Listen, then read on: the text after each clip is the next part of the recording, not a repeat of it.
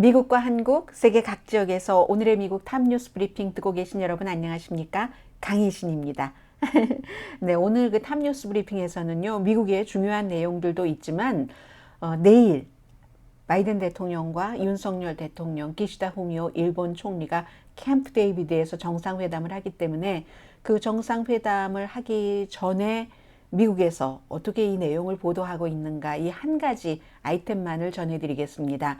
그런데 제가 오늘 이 내용은 이제 주로 뉴욕타임스 그리고 블룸버그 뉴스, 워싱턴 포스트의 보도를 전해드리겠는데요. 참 이코노미스트라는 영국 매체가 좀 뭐라고 할까요? 묵직하고 중후한 감이 물론 있고요. 그리고 좀 정확하게 뭔가를 내다본다 하는 느낌을 많이 갖습니다.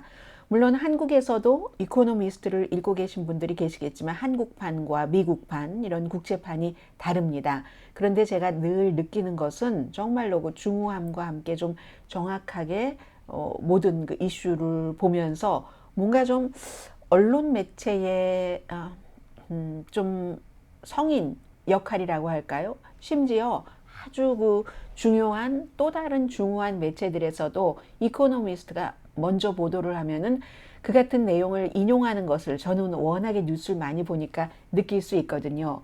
이번 주 월요일에 오늘의 미국을 들으신 분이라면은 월요일에 제가 맨 앞에 이코노미스트는 이 캠프 데이비드에서의 정상회담을 어떻게 보고 있고 어떠한 점들이 이루어질 것인가 하는 것을 보도해 드렸는데 그 큰 틀에서 크게 벗어나지 않습니다. 그래도 다시 한번 방송이라는 것이 늘 흘러가는 것이기 때문에 전해드리겠습니다. 물론 뉴욕타임스도 이 한국에 대해서 굉장히 깊이 있게 보도하는 언론이죠. 뉴욕타임스부터 시작을 해보겠습니다. 그 당시에 이코노미스트는 차기 정권이 바뀌어도 한국에서 대통령이 더불어민주당에서 나와도 미국에서 트럼프 전 대통령이 대통령이 될 가능성도 높으니까요. 그렇게 되더라도 뭔가 이 미국이 이끌어가는 주도해가는 가치가 변하지 않도록 정기적으로 회담도 하고 그리고 이제 한 라인도 개설하고 한다는 것이었죠. 그리고 이렇게 갑자기 세 나라가 가까워지게 된 것은 중국과 또 이 북한, 네, 아주 도발적인 이런 여러 가지도 거기에 원동력이 됐다 하는 내용을 전했는데 크게 다르진 않지만 어쨌든 모든 매체가 완전하지 않습니다. 그래서 여기서 조금 부족한 것을 여기서 얘기하고 그렇거든요. 제가 또 그렇게 구성을 했습니다. 먼저 뉴욕타임스입니다. 뉴욕타임스는 이번 회담을 중국이 쳐다보고 있다. 캠프 데이비드라는 곳이 미국에서 평화협정이 일어날 때도 전쟁에 관한 협상을 할 때도 그 중요한 장소로 사용이 됐었기 때문에 이스라엘과 이집트의 협정이라든가 등등등이요. 그래서 이제 세 나라, 더군다나 이 세 나라의 정상은 뭐 5월 달에도 G7에서도 만나고 했지만 이렇게 딱 한국, 미국, 일본만 만나는 것은 처음이고 그것도 캠프 데이비드라는 너무나 상징적인 대통령의 별장에서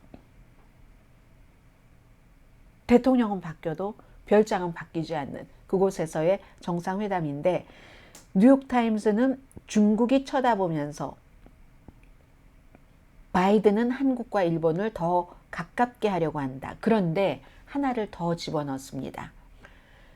러시아가 우크라이나를 침공하지 않았다면 이렇게 세 나라가 특히 한국과 일본이 가깝게 됐을 리가 없다. 이런 지적을 하고 있고요. 당연히 뭐 군사, 경제 파트너십하고 러시아 전쟁 이전에는 상상하지 못했던 일이라고 얘기를 합니다.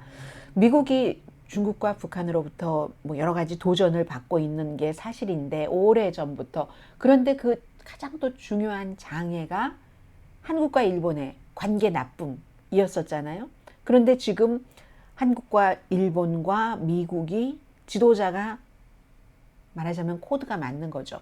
그래서 한국이 특히 역사 분쟁을 뒤로 하고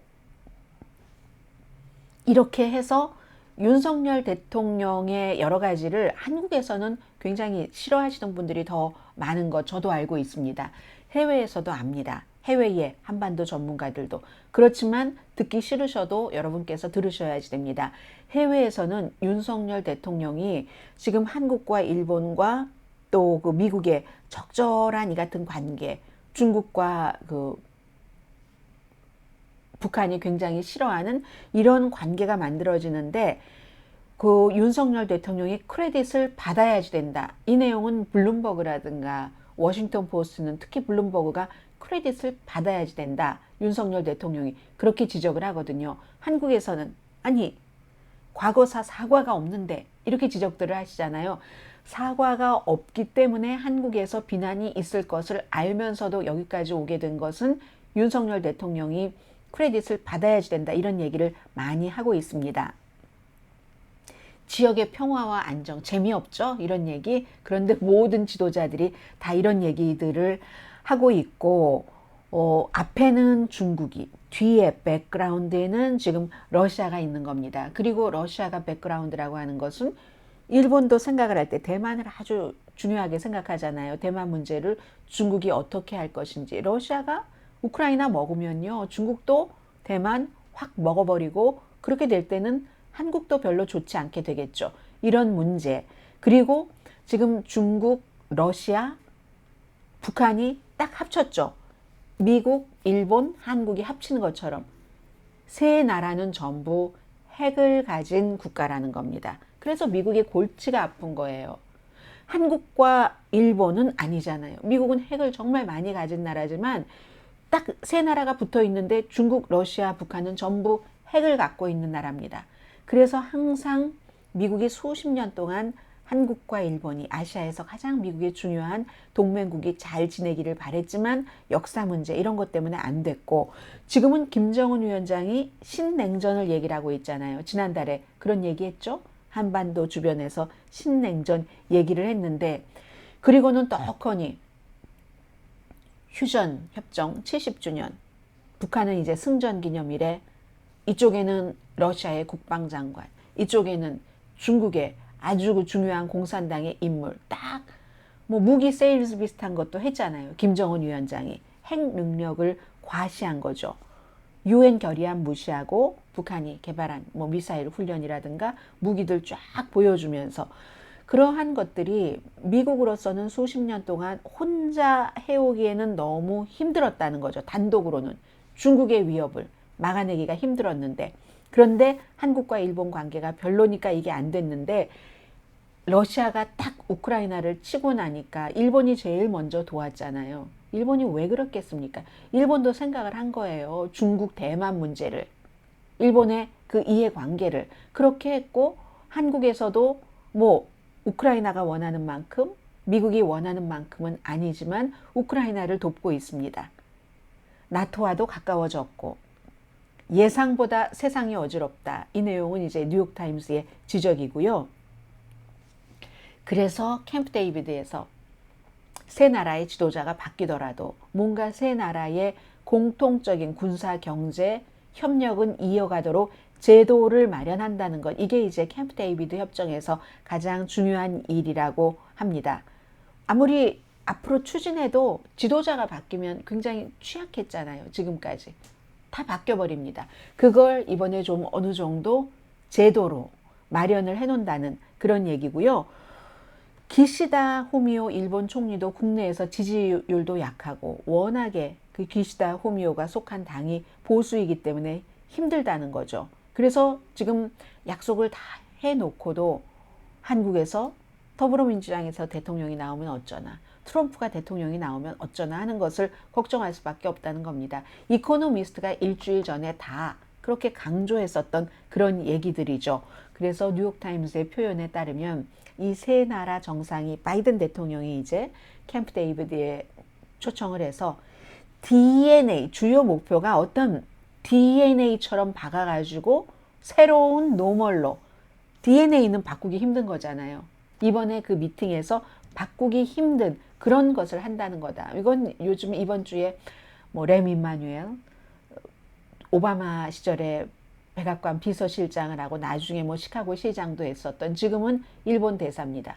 그 사람도 얘기를 했고 미국의 국무장관도 굉장히 많이 얘기를 했었던 점이고 김태효 국가안보실 2차장도 삼국 동맹의 핵심 구조를 제도화한다 이렇게 표현을 했죠. 한라인 개설, 뭐 1년에 한 번씩 삼국 지도자가 만난다던가 그게 이제 가장 눈에 잘 보이는 거겠죠. 연례 미팅, 서약 같은 거. 뭐 이미 지금 뭐 군사 훈련이라든가 이런 거 많이 했잖아요. 군사 정보 교환도 많이 했고 뭐 당연히 인공지능, 공급망, 뭐 경제 안보 같은 것을 한다는 거죠. 그런데 그 사이에 만약에 내일이라도 오늘 밤에라도 이 방송이 끝난 뒤에라도 아주 가깝게 북한이 날씨와 여러 가지 사정이 맞아서 미사일 테스트를 한다. 뭔가를 핵 위협을 한다 하면은 이제 회담에서 더욱 북한에 관한 것이 강조될 수 있다고도 얘기를 아무튼 합니다. 그러면서 윤석열 대통령이 일본과 관계 개선을 하기 위해서 광복절에 연설했던 것 다 알고 계시고요. 역사를 피하고 파트너십을 무척 강조한 것. 그런 것들, 징용 문제, 한국에서 비난을 많이 받고 있는 거잖아요. 대신에 그랬기 때문에 상호 방문이 됐고 기시다 후미오 총리도 뭐 10년 넘어 만에 한국을 방문을 했고 또 반도체 산업 일본이 어느 정도 제재했던 것을 풀어주고 삼성이 일본에 공장을 세우고 그리고 기시다 후미오 총리도 방사능 오염수 이거 방출하는 것을 정상회담 뒤로 미뤘다는 거죠. 그 정도라도 본인의 당도 굉장히 보수이긴 하지만 윤석열 대통령에게 해줄 수 있는 것은 지금으로서는 그것밖에 없었다는 겁니다. 그래도 한국 사람들은 해피해하지 않죠. 해피해하지 않는 사람들이 더 많죠. 일본과의 이 관계에 대해서는 일본이 뭐 사과해라 하는데 사과하기 힘들다는 것을 많은 그 국제 전문가들은 알고 있습니다. 그리고 일본, 한국, 미국이 이렇게 자꾸 만나고 중요하게 만나니까 중국도요 막 비난하면서도 우리도 회담하자 하잖아요. 말로는 이 내용을 굉장히 많은 매체들이 인용을 합니다. 그런데 제일 먼저는 이코노미스트가 지적을 했거든요. 중국의 왕이 외교부장이 얘기를 하잖아요. 아무리 머리를 노란 색깔로 머리카락을 물을 들이고 코를 오똑하게 세워봐야 서양 사람이냐? 니들이 미국인 되냐? 유럽인 되냐? 아니지. 우리끼리 합치는 게 맞는 거야 라고 하면서 중국도 한국과 일본에 이게 강하게 묶여있는 한 함부로 못합니다. 중국도 무역에 있어서 일본이 필요하고 한국이 필요하기 때문에 그리고 한국도 중국과의 그 무역적인 그 관계에서 균형을 참 한국과 일본은 그 새로운 냉전이 불편하죠. 불편하긴 하지만 이 데니엘 그 스나이더 씨가 한 얘기거든요. 스탠포드에서 지금은 국제관계 정책 뭐 여러 가지 연구하고 있습니다. 그래서 가능한 한 균형을 맞추려고 한다. 경쟁 대치 뭐 이런 구도 속에서 이제 뉴욕타임스의 지적이고요. 그리고 블룸버그를 좀 보도를 해드리겠습니다. 블룸버그는요. 좀 중복을 피하고 말씀드리자면은 한국과 일본이 미래를 본다. 그래서 윤석열 대통령이 정치적으로 굉장한 위험함을 국내에서 비난을 많이 받고 있으니까요. 일본과 가깝다고. 심지어는 가장 굴욕적인 외교라는 비난을 받으면서도 이걸 해나간다는 얘기입니다. 사과해라 하는 이 같은 요구 없이 대신에 무역관계 정상화를 받아냈다라고 얘기를 하고 이 블룸버그가 말을 대신해주고 있어요. 일본은 윤석열 대통령에게 보답할 방법을 찾아야 된다. 윤석열 대통령이 뭔가를 얻도록 해야지 된다. 사죄와 역사 뭐 이런 게 아니라도 어쨌든 역사와 경제 군사를 과감하게라는 표현을 썼습니다. 과감하게 욕먹어가면서 윤석열 대통령이 분리를 했으니까 일부 문제가 해결되지 않아도 한국과 일본이 지금 뭐 블룸버그는 한국도 아니고 일본도 아니잖아요. 그러니까 그 과거와 미래를 분리해야지 되는 것은 맞는데 일본이 뭔가를 해줘야지 된다. 이렇게 지적을 하고요. 캠프 데이비드 이 정상회담에서 뭔가 좋은 성과가 있다면 분명히 윤석열 대통령이 박수갈채를 받을 자격이 있다. 그래서 같이 모이게 된 거니까 적어도 한국에서는 비난이 있어도 워싱턴과 도쿄에서라도 박수갈채를 받아야지 된다. 그런데 아이러니가 이코노미스트가 지적한 점을 다시 지적을 하죠. 리더십이 바뀌면 이거 안 된다. 한국에서는 일본의 얘기를 하지만 일본에서 뭐라고 얘기하냐면 2015년도에 박근혜 전 대통령이 위안부 합의하고 바로 그 다음 대통령 문재인 대통령이 엎어버리지 않았느냐. 이런 점을 일본에서는 지적을 한다는 겁니다. 그 당시에는 최종적이고 완전히 이건 바꿀 수 없고 이런 식으로 합의를 해놓고도 대통령이 바뀌니까 여러 가지 이유를 들어서 뭐 이렇다 하면서 바꿨잖아요. 그래서 사실은 일본에서는 일본 나름대로 그냥 제3자적인 입장에서 보면 할 말도 있다는 그런 지적도 하고 있습니다. 그리고 또 하나 이제 다른 지적은 중국이 뭐라고 말하든지 이 3국은 아직까지 아시아에서의 나토 얘기를 하고 있지는 않다. 물론 유럽의 나토 국가들도 가까이 이번에 우크라이나 사태 때문에 지내기는 했지만 3국 한라인 이런 얘기는 해도 아시아의 나토 이런 얘기는 아직 없을 것이다 라고 얘기를 합니다. 그리고 중국도 똑같습니다. 뉴욕타임스나 이 이코노미스트와 마찬가지로 블룸버그도 중국도 노력을 한다. 비난을 하면서도 한국과 일본과 고리를 맺으려고 저 말하자면 코쟁이들과 놀지 마. 아시아는 아시아끼리 해야지 돼. 라고도 한다는 얘기입니다. 그런데 미국 내부에서도 그렇고 다른 나라도 그렇고 중국에 투자하기 어렵게 만들어가고 있잖아요. 그런 점을 지적을 했고 또 하나는 한국에 대해서는요. 블룸버그 뉴스는 윤석열 대통령은 한국을 세계에서 어떤 중추적인 역할을 하는 것. 이 점은 제가 윤석열 대통령 캠페인 할 때부터 말씀을 드렸고 아무래도 한국 내부가 아니라 제가 미국에 살고 있는 사람이고 미국에서 여러 다른 그 나라의 매체의 뉴스를 보기 때문에 그 점이 저는 제일 마음에 들었고 지금까지도 마찬가지거든요. 그 기조는